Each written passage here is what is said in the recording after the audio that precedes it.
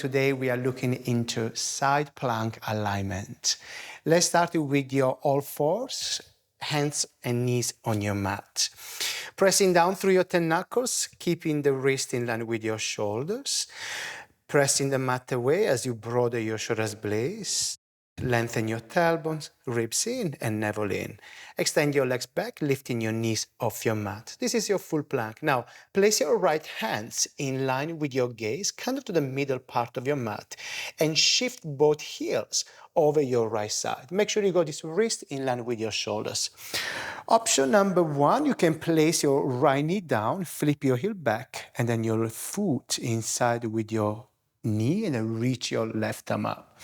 Option number two, you straighten both legs and then place your left big toe on top of your right. Always reset with the shoulders in line with your wrist. As you open your right collarbone, also open your left collarbone. You should feel this right forearm, your biceps, and also open your left collarbone, reach your left arm up.